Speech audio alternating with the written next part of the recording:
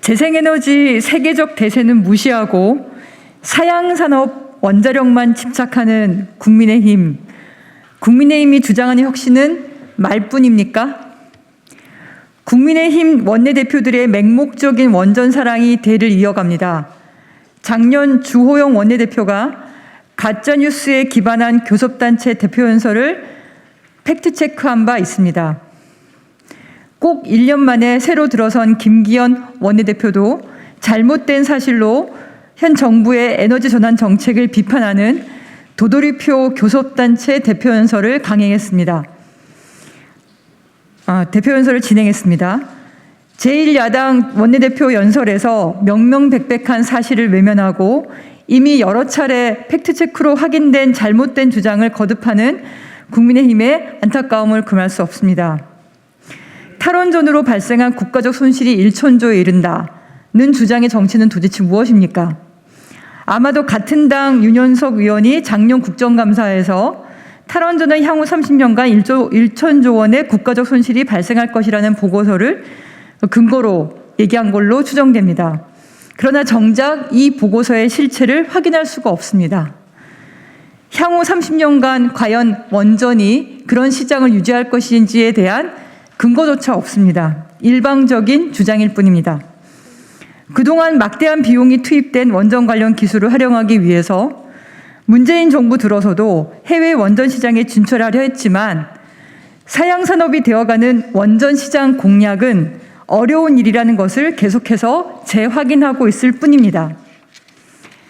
해외 원전 수출이라는 환상의 유일한 성과라고 할 수 있는 UAE 경우에도 과거 이명박 정부 당시 저가 수주와 무리한 조건을 수반해야 했습니다. 이른바 군파병이 이면 계약이었다는 의혹까지 있습니다. 이를 시작으로 2030년까지 80기의 원전을 수출하겠다는 말도 안 되는 목표를 세웠지만 과거 새누리당 시절 이명박 박근혜 대통령도 추가 성과를 이룬 것은 없습니다. 반면에 세계 재생에너지 시장은 급속히 증가해서 연간 300조 원을 훌쩍 뛰어넘었습니다. 국내 재생에너지 매출액과 일자리 역시 증가해서 이미 원전 매출액과 일자리를 넘어서고 있습니다. 탄소 중립을 선언한 나라들은 원전이 아니라 재생에너지 목표를 높여서 온실가스 감축 목표를 상향하고 있습니다.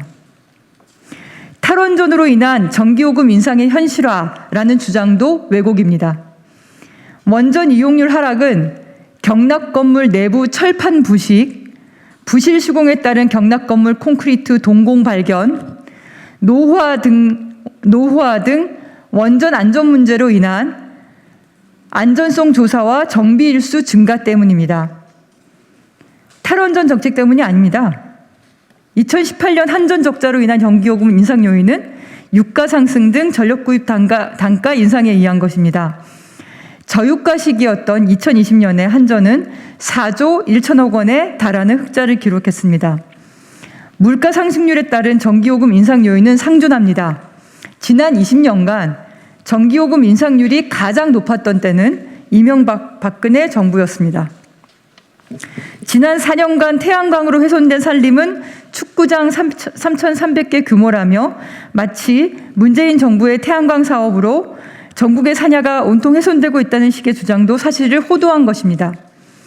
작년 6월 기준 산지 태양광 발전소는 1,491개소입니다. 이 가운데 절반 이상은 이명박 박근혜 정부에서 발전 사업 허가를 받은 것입니다. 박근혜 정부 시절 2015년 3월 산지 태양광 인센티브를 대폭 확대함에 따라 산지 태양광 급증으로 문제가 발생했습니다. 지난 2018년 12월 허가 기준을 대폭 강화해 전체 태양광 발전소 대비 산지 태양광은 오히려 줄어들고 있습니다. 과거 정부 당시 이루어졌던 난개발에 대해 제도 개선을 이어가고 있음에도 그럼에도 불구하고 책임을 떠넘기는 주장은 곤란합니다.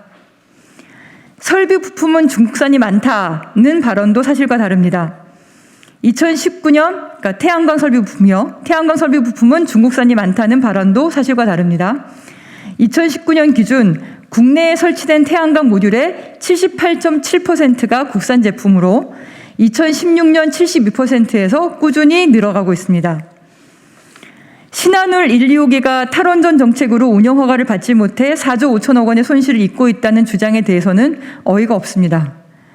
신한울 1호기 운영 허가 과정에서 안전성 우려를 제기하는 이는 국민의힘이 추천한 원자력 안전위원입니다. 국민의힘이 추천한 원자력 안전위원조차 안전성 우려를 하는 그런 원전을 무조건 가동하라는 것인가요? 국민의힘에게는 국민 안전보다도 원전 업계의 이익이 더 중요한 것입니까?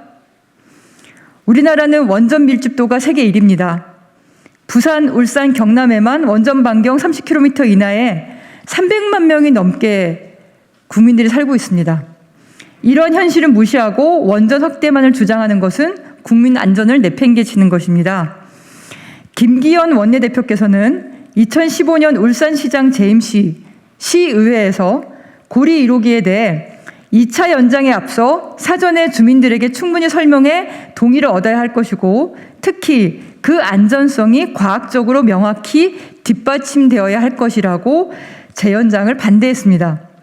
주민 동의와 안전성을 그토록 강조했던 분이 불과 6년 만에 다른 주장을 하시는 이유가 무엇인가요?